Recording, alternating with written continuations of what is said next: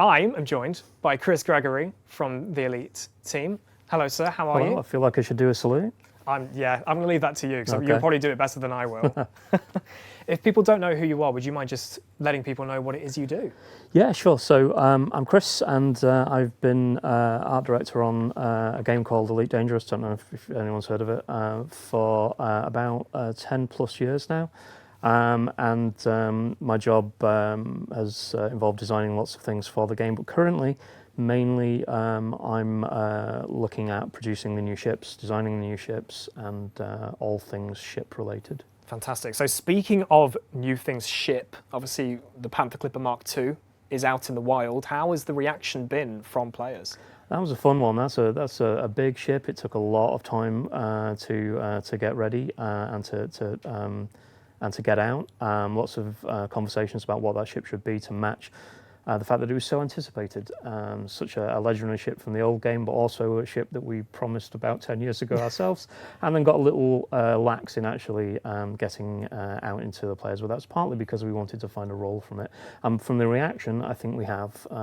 It's been great to see. It's always a little bit nerve-wracking on the night before we actually release a ship, but the response has been great, and it's been really good as always to see all of the videos, the great screenshots that have been taken by our commanders, and also the news that in terms of paint jobs, the top selling one was Midnight Black, which is always popular, closely followed by pink. Pink. And it's been great to see all those positively pink Panthers Yeah, you're not going to be missing that flying around, are you?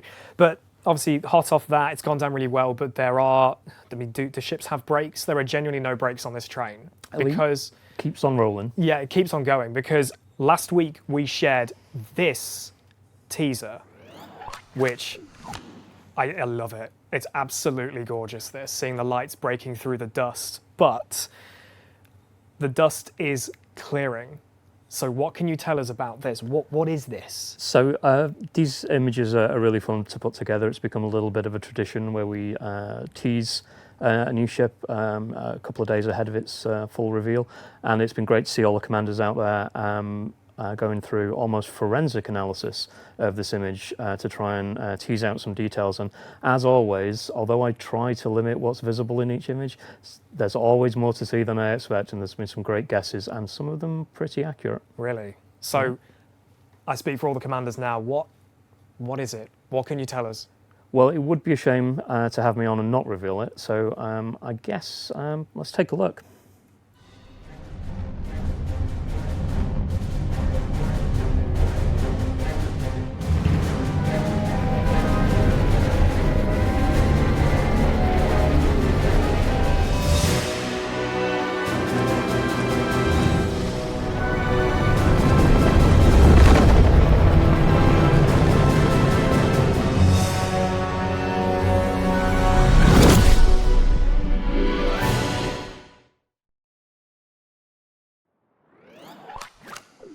So there we go, the Type-11 Prospector. Can we talk more about it? Is there more? I think we definitely can talk more about it. It would be a shame to cut it short there.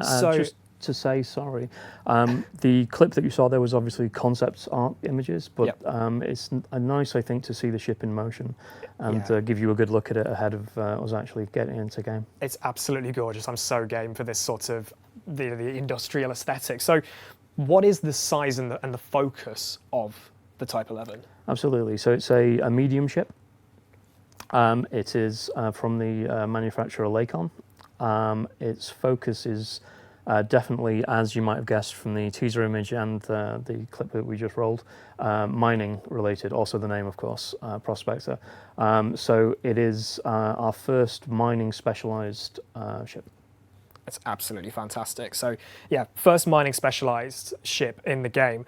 So why now for a mining specific ship? And for players who don't play Elite Dangerous or maybe haven't ventured into mining, what does mining bring to the table in Elite Dangerous? Got it. So first of all, I guess when we're looking at putting a new ship into game, our designers, Curtis and the team, always work from trying to identify a role that a hole in the roster that needs filling, basically. And in this case, we felt like it was time to give something out to the miners out there in the game. I have to say that from my point of view, mining is one of my favourite bits of the game. It feels really tactile. It feels visually distinct from the rest of the game. I like flying around in the black as much as anyone, but certainly when you are flying around an asteroid field and you have all of that movement and registration, asteroids flying by you, you've got the fog in there and everything, that feels like a really cool experience. I've always liked that area of the game. Also, you're blasting open motherlode asteroids, you're firing into the surface of them to collect minerals. It's a really, I think, strong element of the game, one I've always really liked. So it's great to be able to give something to the players who also enjoy that. Yeah. So you mentioned this is a Lakon ship. So we've also got the Type 8 in the game, which is quite a big ship, not as big as the Panther Clipper Mark II, but nothing is it's as still big as the Panther you can Clipper Mark II. sort of see, like, is this a sister ship, and how is the design language of the Type 8 carried over to the Type 11? Yeah, I think that's right. I like to think of it as perhaps its slightly smaller brother. One of the things that we've been wanting to do with this new wave of ships that we've been doing in the past year and a bit has been to revisit our older manufacturers and their kind of design aesthetic and try and reinvent them a little bit, try and bring them up to date maybe a little, try and define them in new ways. And the first one that we did that to for Lakon was the Type 8. So with this ship, we really wanted to make this feel like it was in that same category. It's also a very industrial, utilitarian ship. It's a miner. So we wanted to make it feel very rugged. When you're flying around, you're blasting open those asteroids, you're trying to navigate through the asteroid field, which is a dodgy proposition at any time. We want to make it feel strong and rugged in a way that then also evoked that Type 8. And one thing you might notice is the engines are actually shared from the Type 8. We've got new engine modules at the back, so we've got a different silhouette for the engines on there, but the actual engine configuration is shared. But what we've done is we've arrayed that in a very different style for this ship. And what I like about that, I think, is that for a utilitarian manufacturer like Lakon, it would make total sense for them to reuse and adapt parts from one ship and to have them shared with another. It's just practical. Exactly. If it ain't broke, don't fix it. So obviously with Lakon, with the comparisons to the Type 8, but with the Type 11, what about it makes it unique without going sort of too deep into that? Yeah, so without going into the sort of specification and the intricacies of the design, there are definitely a few things that make the ship unique. One thing would be, you might notice there are a lot of pistons and rams around the engines, and players who know that myself and Simon love to bring a little bit of animation to the ship, different modes and configurations in how the ship looks when it's landed, for instance, or in different use cases. You might imagine that when we actually reveal this in game, there might be a little bit of movement and motion on those as well, which we'll definitely be seeing next time. So that's one very unique thing about it. And the other one is that it's a ship with a off-center cockpit. Yeah, absolutely. Yep. So in fact, actually, Adam, can we see the ship at the front again, if you could? I think it was like 2 images back or something like that.